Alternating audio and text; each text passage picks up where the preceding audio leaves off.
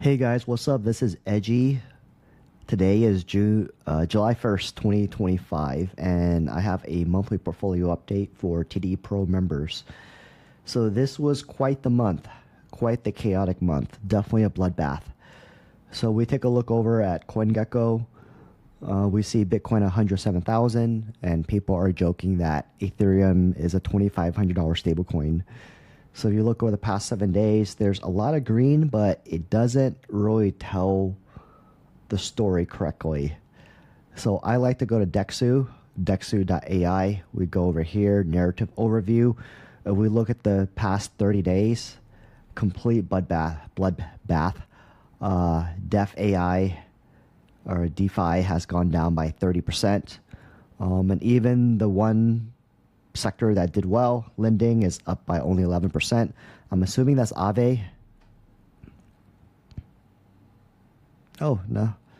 Let's see, month to 30 days. Oh, never mind. It was Syrup. Yeah, so Syrup did pretty well. So yeah, I think this was a kind of month where if you broke even or you're up by any percentage, then you're doing pretty good, because a lot of people did pretty terrible in the past 30 days. So let's look at the markets. So number one, BTC dominance is up. So I have it showing the 1 year, but if you look at this little period here, BTC dominance is up. And that usually means it's pretty bad for altcoins. As we saw, Bitcoin has held pretty stable at 107,000 roughly, but altcoins have been decimated. Another chart I like to look at is crypto total market cap excluding the top 10 tokens. So this doesn't count Bitcoin, doesn't count Solana, doesn't count BNB, doesn't count Ethereum. So this is also an indicator of, I guess, how well altcoins are doing. So yeah, from the time of April, they are starting to bounce back a bit. But yeah, overall things are pretty bad for altcoin season. And then over here, I sourced this from DeFi Llama. So I also like to look at the trends regarding the ETF flows. So I look at this from monthly perspective. So you guys can see that things are pretty good with the ETFs. So institutions are still buying Bitcoin. That explains why, despite the market doing pretty badly, Ethereum and Bitcoin are still holding solid. But of course, because we are altcoin focused investors, we definitely want to see maybe a lower BTC dominance or this going up even higher. Portfolio update. So this is why you guys are here. So this is my portfolio from last month. I forgot who it was, but someone suggested showing it side by side. And this is what's going on this month. So this is my portfolio as of this recording. So essentially, I got rid of Cookie and Arbis a few weeks ago. So once Iran and Israel situation happened, the market started getting decimated. So that's when I exited Cookie, I exited Arbis, because they were my high risk tokens, and then I pretty much just kept everything else. So nothing too crazy. When markets turn, I tend to get rid of my high-risk tokens because they do crash in prices. Whereas something like Tau and Pindo, you guys have seen, I've held on to these for a very long time. These are the kind of tokens where even if there's Iran and Israel attacking each other, I feel pretty safe holding these tokens. So yeah, right now, a lot of stable coins, right? As far as yield, so I have some of my Bitcoin in the Stacks ecosystem. Stable coins, I have them earning yield in both Fluid and Aave. So one thing about yield is I play it very safe. So I know there's some stable coins out there promising like 15, 20%, even higher. And for me personally, the risk versus reward is not worth it for me. I think squeeze an extra 5% in yield, but having additional smart contract risk isn't worth it for me. So that's why personally, I like to go with a super safe protocol. So I feel very safe with Aave. I feel very safe with Fluid. So I think the yield I'm getting is around 5 to 6%, which is good enough for me, right? Sure, I know there's 10, 15% out there, but it's just the rewards are not worth the risks for me. And keep in mind, I come from the era where I saw a lot of people park their money in Anchor Protocol with Terra Luna for 20%, and then they lost everything. So that also affects my decision making, right? So yeah, I will change this portfolio next month. I'm going to tell you guys what I'm doing. So what surprised me? So first thing that surprised me is obviously the possible beginnings of World War III. So I'm not too familiar with the politics of the Middle East, but for me personally, I guess I didn't see this happening, that Israel would actually attack Iran and then Iran would retaliate. And I also didn't see the ceasefire happening so fast. So, you know, we can't predict these events. All we can do is prepare and react. So I guess for me, in terms of preparation, I knew the macro picture was just very unclear. So that's why, you know, I wasn't super aggressive with my altcoins. So that's one. And then as far as prepares, like when stuff happens, like sell your higher risk stuff before you lose too much money. So yeah, I didn't see these coming, and you know, I don't think too many people did. And the ceasefire also surprised me that this whole thing lasted, you know, about a week to a week and a half. But like I said, I don't know too much about the politics and stuff. I just kind of react. So yeah, that's the thing. And here's the thing about crypto, guys. There's just going to be a lot more of these situations happening. You never know. With Russia, Ukraine, could see some China, Taiwan situation. The markets are very brittle. So any like major attacks or AI advancements can, you know, send Bitcoin going down by like 5 to 10%.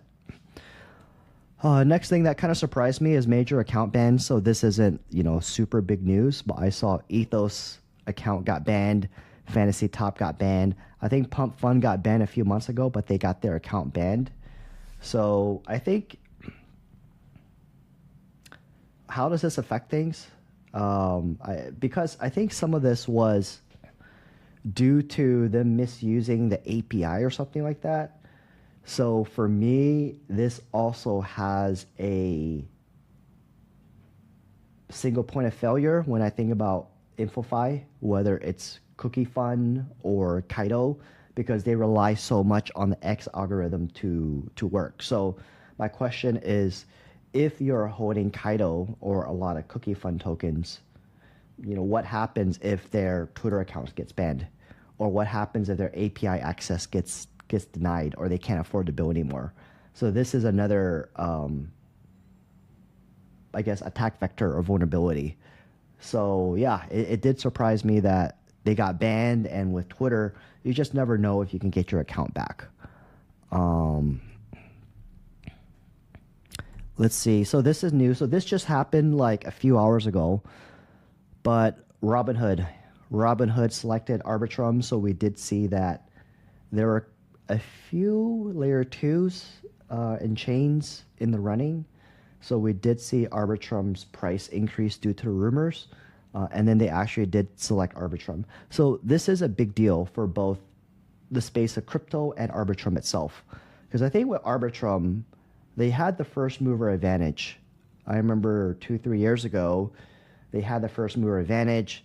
Everyone was bullish on Camelot, GMX, right? A lot of different stuff. And then as more layer 2s came on board, people kind of stopped paying attention to Arbitrum, especially once Base started getting some traction. So now, between Arbitrum being on Kaido, and then now with this, Arbitrum's kind of making a nice comeback. I'm not sure if I would be interested in the Arbitrum token itself for two reasons. As far as I know, Arbitrum is still mainly a governance token. So for me, I just don't like governance tokens. I like stuff with some utility. And then second, I mean, it's just too competitive. There's so many different layer twos and L1s launching every single week.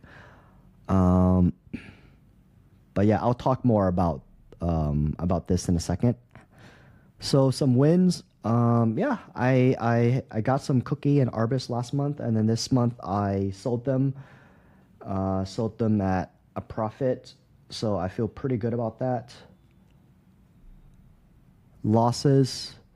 So a few things is I think at one point I was up 100% on Arbis, but I didn't take profits until it was 70%.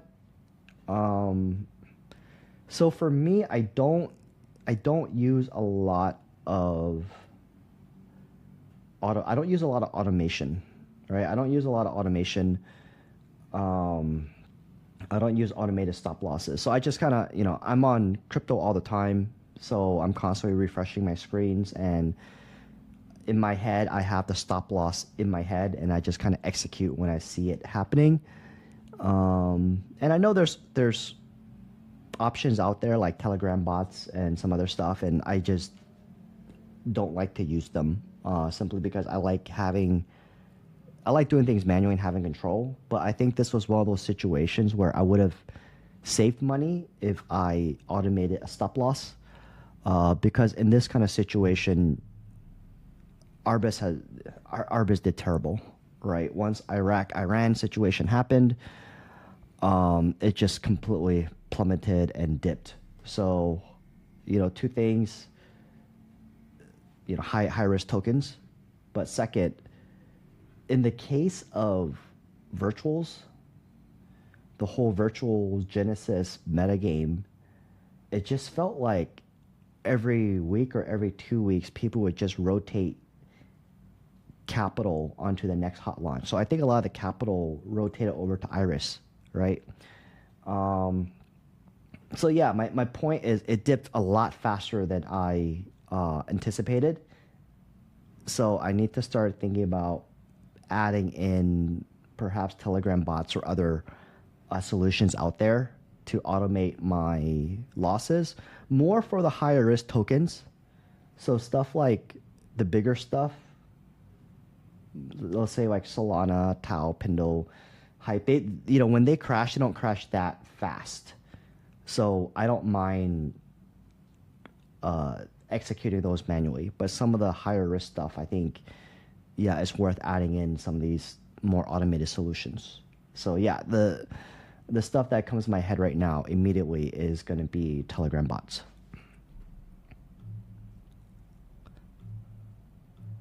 So let's talk game plan. So for me, I would like to add another sweet spot token to my portfolio. So I think that, okay, let's take a step back. Okay, so I'm expecting a slow summer. I'm expecting a slow and choppy summer. So it's kind of funny, but people did say sell in May and walk away. And people were debating if that was the right strategy or not. And I'm starting to think that was the right strategy. So I'm expecting a really slow summer, and then perhaps BTC hit its all-time highs in Q4. So maybe Q4, we could see 125K Bitcoin, 140K Bitcoin. So that's what I'm thinking in my head. Okay. Next is avoid the higher risk tokens during the summer. Don't get chopped up. So we could see some tokens doing pretty well, but you want to play games where it's plus EV and the risk versus reward is in your favor. So I think for most people, it actually is better just to kind of chill.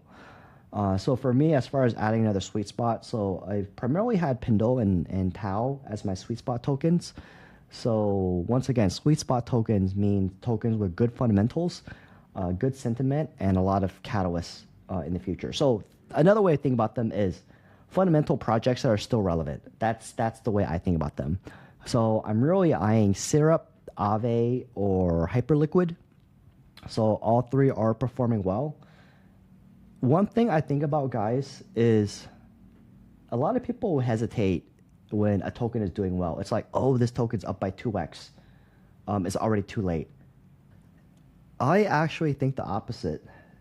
I think that good price action and momentum is a catalyst, right? And I think winners tend to win.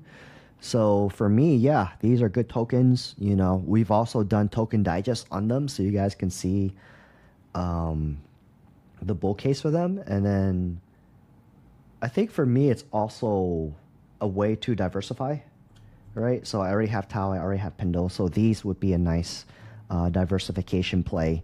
And for some of these at this point, I'm just looking for like a 2x, right? These are probably like a 2x, maybe a 3x if I'm lucky. So they're definitely not for me to like do a 10x from. And it's just for me to, more diversity in the portfolio. I think they're going to retain the value. But yeah, overall, I just don't see too many hot tokens right now or any new narratives that are hot. So yeah, I think the idea during the summer is just to kind of chill. But look, if we see major catalysts or a new meta emerging, then I might deploy some capital. So that's also something to consider, guys. If I do deploy, I would love to deploy in, say, a completely new primitive. So, for example, this is not the time to go into beta place. This is a time to, if there is something completely new, like Telegram bots several years ago, or when AI agents got hot, then that's when you want to go in. But for me, if I see like, oh, this is another oversubscribed hot AI play on Virtual Genesis, I'm gonna pass, right? Because it's just very PvP right now, and just survive until easy mode. So that's my thought process. Next is looking at ways to improve workflow or trying out new tools. Have some of you guys seen the anime Naruto? So it just kind of makes me think about Naruto, where, long story short, the main characters of Naruto had 3 years to prepare for a major battle. So they spent 3 years leveling up and improving their skill sets. So that's kind of how I think about now. I think we have a few months to level up and improve our skill sets, and then maybe end of the year with a new BTC all-time high, or maybe another out season, hopefully a mini out season, then we can really make a ton of money then. So this is a time to really improve your workflows, level up. I think there's been a lot of new tools lately coming out in the past few months, so I definitely want to familiarize myself with them. So if there are any new interesting tools out, we'll do a playbook and we'll let you guys know. So trends. So sentiment is extremely bad right now. I think, oh, I didn't finish the sentence. But yeah, people are wondering if there's ever going to be another out season. There's so many different scams out there. It just feels PvP. There's a lack of retail interest. So what keeps me going? I think two things in general. Number one is I zoom out and I look at the bigger macro picture. So if I zoom out and I look at stablecoin adoption, I look at BTC adoption, I look at institutional buying, I look at ETFs, look at RWA. So everything is just trending up, right? Everything is just trending up. And, we are getting more adoption. So, there's also stuff like the tokenized stocks that just came out, right, due to Robinhood. So yeah, this can unlock a lot of new things. I think second thing is also, I've been in crypto for a long time, and I've kind of seen it all, where people declare that crypto is dead. I saw Mt. Gox get hacked or go down. Silk Road, I saw the 2018 bear market. I saw FTX crash, Terra Luna crash, and every time we always say like, hey, crypto's dead. There's never going to be altcoin season. And then, you know, the opposite comes true, right? So that's kind of like how I think about things. Like, look, things always go back up. And when things are bad, that's the time to buy. So yeah, I think that we are. I think ultimately there's this impatience that everyone has, where we're all ready to like make it, and this past cycle has been a very weird cycle because we never got that crazy bull market or that crazy altcoin season that we thought we would. So I think there's just a lot of frustration. But for me, I'm all in with this industry, right? I'm all in. I'm sticking around, and I am going to focus on leveling up, increasing my knowledge, because I definitely believe we're going to come back. And that's the most plus EV move. Next is I'm starting to see that InfoFi is becoming pretty bearish. So several things are attributing to this. You guys remember the analogy of the euthanasia roller coaster where the early protocols do well and then each derivative just doesn't do as well? So we saw Kaido, and then next came Cookie Fund, and then now we're seeing some other stuff like Yapco from Arbitrum. So yeah, there's just more places saturating it. Next thing is I think people are just getting tired of InfoFi, where I think there's just this fatigue where it feels like everyone's just yapping for the sake of yapping. So yeah, I do feel that InfoFi itself is becoming bearish. I'm going to talk more about that in a second. Next is other trends, more attention to RWA. So you guys see Robinhood, Maple, Aave. So I think, you know, RWA, yeah, is I don't know what else to say. Is definitely worth paying attention to, right? Definitely worth paying attention to. So that's why I'm looking at Maple and Aave to make sure I get some RWA exposure. Next is tokenized stocks. So we see there's Robinhood, there's Solana X stocks. So keep in mind that these are available in the EU. They're not available in the US yet. So for those of you guys that are not familiar with this, it means they are now tokenizing, for example, OpenAI, Tesla, Google, Apple stocks. So if you're in America, it's very easy to buy these stocks from the stock market. But if you're in Asia, Africa, or Europe, it's very difficult to buy some of these stocks. So now they're able to tokenize them, and you can trade them like crypto stocks. The big benefit is people will be able to trade them 24/7, right? Because the stock market closes on weekends, closes on holidays. Other stuff interesting is I'm very interested to see how tokenized stocks can be integrated with DeFi. So a simple example is let's say you buy Tesla stock, and then you could hold it as collateral, and you can lend it out, use it as collateral to borrow stable coins. You can earn yield on it. So this is going to be very interesting. So when stuff like this happens, you have to think about the second and third order consequences. Some people are very bullish. Some people are very bearish. I think the bull case is unlocking more use cases.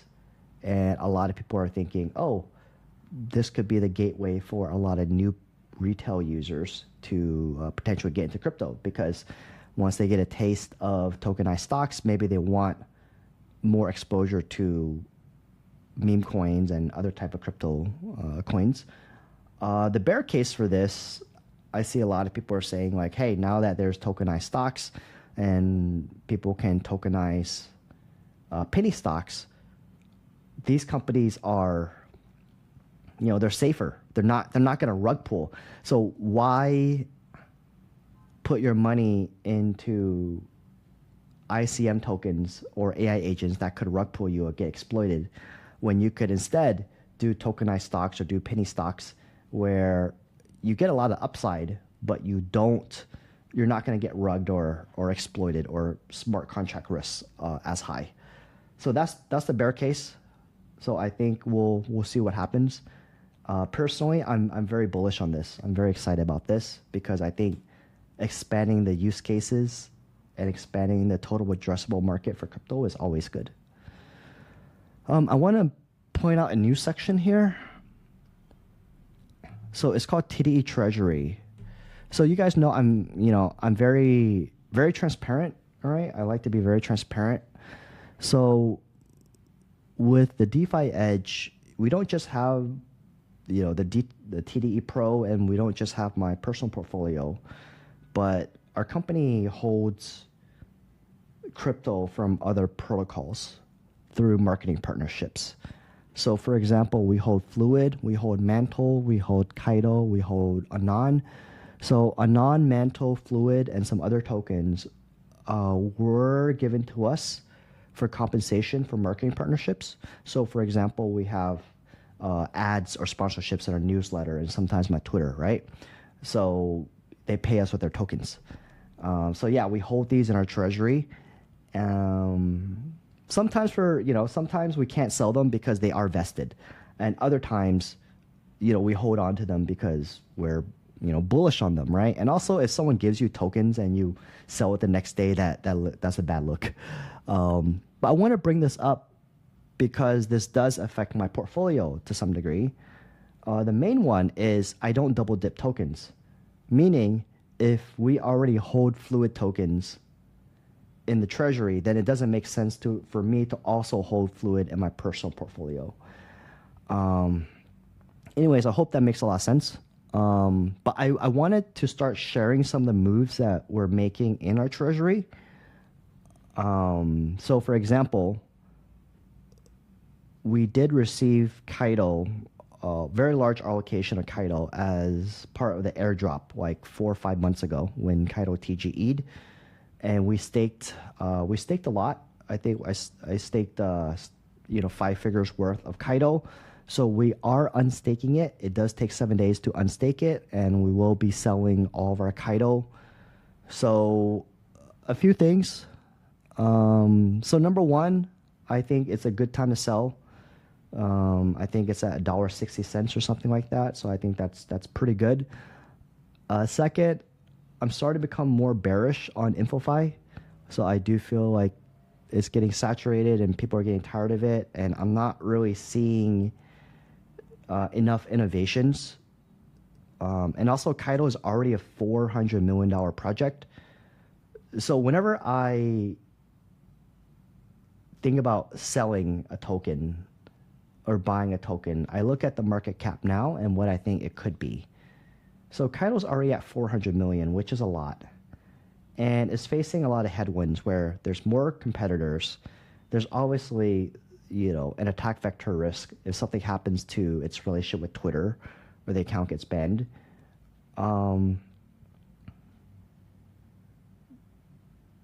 It's already at 400 million. So people are also becoming, I guess, bearish regarding the leaderboard itself. Like projects pay 150,000 to get on a leaderboard, and is it, projects do their TGE using Kaido, using Yap, and then there's the whole Yap mercenaries where they stop talking about the project, and then the project token's ROI just drops, like the market cap just drops. So, yeah, I think I'm gonna sell all of it. And then 2 other things I want to just be very transparent on. I think, TDE is a company, so I don't like to speculate on tokens with company funds, right? So that's also another part of it. It's like I don't, my trading is my trading for my personal portfolio, and with the company, I just want to focus on running a company. So I actually, in an ideal world, I would actually hold no tokens, right, and just instead have fiat cash. But yeah, with Kaido, I do think it's a good time to sell, and some of the other tokens like Fluid, Mantle, and Anon. So these are liquid, and I want to sell them because sorry, I take that back. I want to keep them because I do think the price will keep going up, right? I do think, especially for Fluid. So I think Fluid is extremely undervalued now. So I do think the price is going up. So in that case, it doesn't make sense for me to sell. So, yeah, I wanted to include this section because it gives you additional color into how I think about things, when to buy, when to sell. Okay, so I hope this helps, and hopes this helps you guys think about your own portfolios. Keep in mind, guys, this is my portfolio. None of this is investment advice. Just because I buy or sell something doesn't mean you should do the same thing.